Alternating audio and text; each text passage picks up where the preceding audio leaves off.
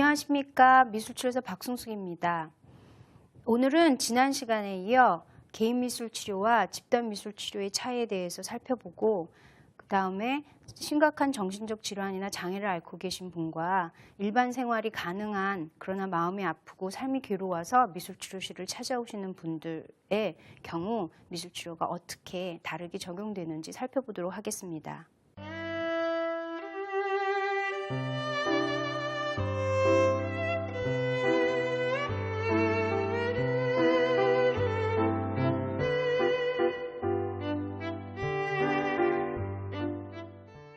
치료에는 크게 개인 치료와 집단 치료라는 두 가지 형태가 있습니다. 개인 치료는 치료사와 내담자가 1대1로 만나서 아주 긴밀하고 강한 관계를 형성하면서 그 안에서 새로운 것들을 체험하고 치유되는 어떤 일련의 과정을 가는 건데요.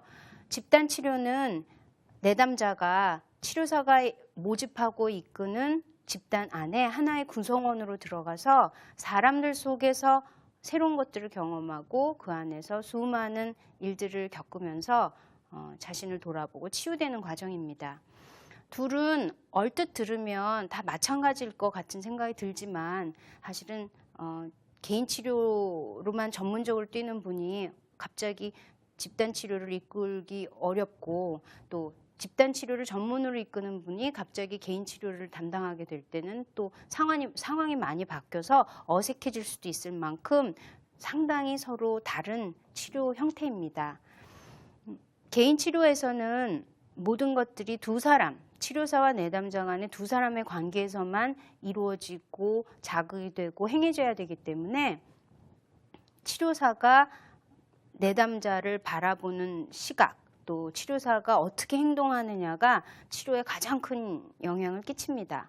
하지만 그와 달리 집단 치료는 분명 치료사가 집단 전체를 이끄는 리더로서 중요한 역할을 해야 하고 매 순간마다 치료적인 장면들을 만들어내야 되긴 하지만 그렇지만 모여있는 사람 수만큼이나 다양한 변수가 존재해서 사실은 매 회기마다 어떤 식의 치료가 진행될지 미리 예상할 수도 없고 계획할 수도 없고 그리고 너무나 드라마틱하고 역동적으로 많은 일들이 벌어지는 속에 그 구성원들끼리 서로 상처도 만나게 되고 서로 부딪게 되고 서로 오해도 하고 미워도 하고 사랑도 하고 그러면서 실제 바깥에서 우리가 흔히 만나는 어떤 친목 집단이나 가족이나 직장에서의 일들처럼 그런 일들이 그룹 안에서도 다양하게 벌어집니다. 그런데 바로 그것이 치료를 위한 중요한 재료입니다.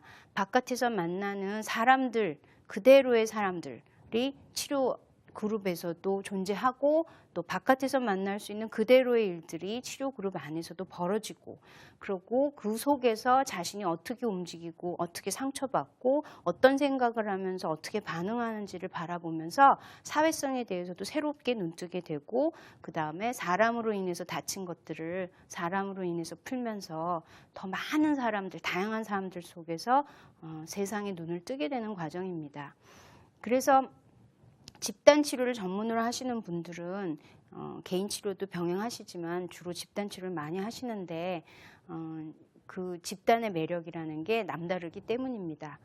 그렇지만 개인 치료에서 줄 수 있는 안정적이고 그러니까 수많은 변수 속에 어떻게 될지도 모르는 불안한 상황 속에 자신이 노출되는 상황이 아닌 안정되고 단순하고 그리고 치료사와의 1대1의 긴밀한 관계가 형성되는 일은 또 없기 때문에 그런 면에선 다소 역동적이긴 하지만 안정적이지 않은 느낌을 주기도 하고 또 너무나 많이 불안한 상황 속에 노출된다라는 느낌이 들어서 이제 사람에 따라서는 개인 치료를 권하기도 하고 집단 치료를 권하기도 하고 이상적으로는 두 가지를 다 경험해 보는 것이 가장 치료 효과를 높이는 것일 수도 있습니다.